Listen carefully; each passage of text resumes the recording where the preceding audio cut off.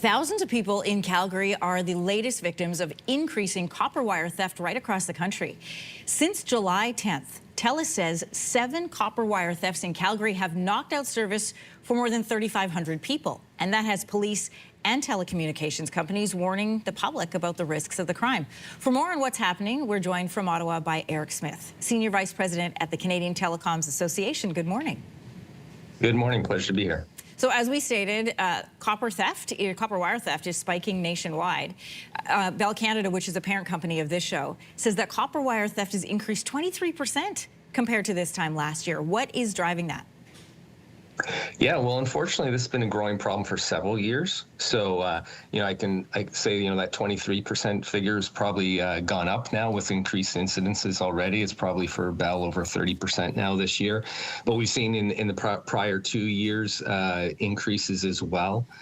So it's a growing problem across the country, impacting many communities. And really what's driving it is that, criminals are opportunists, and they look for opportunities where they can steal things of value and that they can get access to. And the price of copper as a commodity has gone up over the years.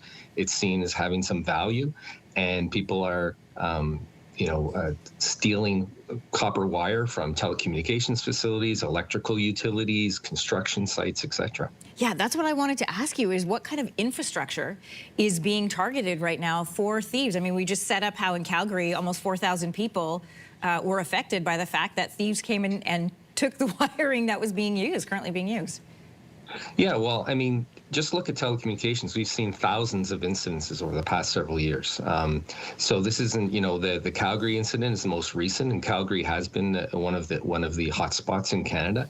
But it's affecting communities across the country, and it's a very serious crime because, you just have to think about what phone and internet service means for us today. And obviously the most important thing is public safety and ability to contact 911, emergency services, etc. If that's cut off, people's health, safety, and even lives can be at risk.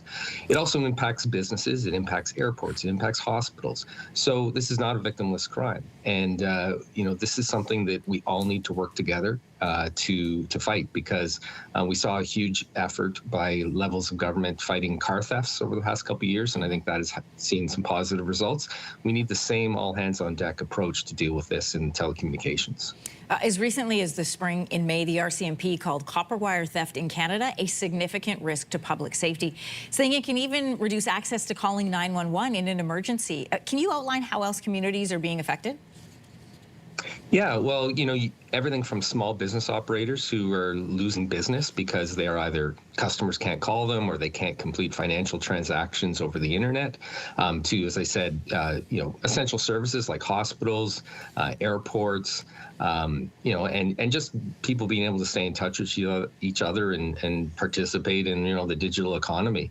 But really the thing we're most concerned with is the public safety aspect. If people can't call 911, emergency services can't get to them, and people's lives can be at risk. Police are advising people in terms of protection and protecting their copper wire.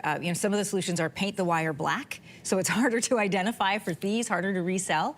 But, in your experiences, what can businesses do to try and protect themselves from this kind of theft? Well, really, my focus is obviously on the telecommunications industry, and when you think about it, there's tens of millions of kilometers of copper wire, traversing this country. So it's not possible to put fences up around it or other measures. But our industry is investing millions of dollars in additional security, monitoring systems, increased collaboration with law enforcement. Our ask to the community, though, is just, as with any type of incident, if you see something suspicious, please report it to law enforcement. If you see people, hanging around telecommunications infrastructure, telephone poles or other facilities that don't look like they belong or are up to something suspicious, we ask them to report it to law enforcement. We're also asking the federal government to increase the penalties, because right now, often people, if they are apprehended, get charged with the crime of theft under $5,000. Well, that's the equivalent to stealing a bicycle, and this crime has a much more serious impact. We need stiffer penalties. That's what we're seeing in other jurisdictions, like in the United States, where many states have passed tough laws against damage to critical infrastructure or theft affecting critical infrastructure. And we need those tougher penalties to send a deterrence so that both the community and would-be thieves understand this is a very serious crime. And so, another thing people can do is contact their local MP and tell them that they're concerned about how this impacts the community and that they'd like to see tougher laws. Eric Smith, I appreciate you joining us from Ottawa this morning. Thank you. Thank you. If you like that video, make sure to subscribe to the Your Morning YouTube feed, where you can find all kinds of new content posted every weekday morning.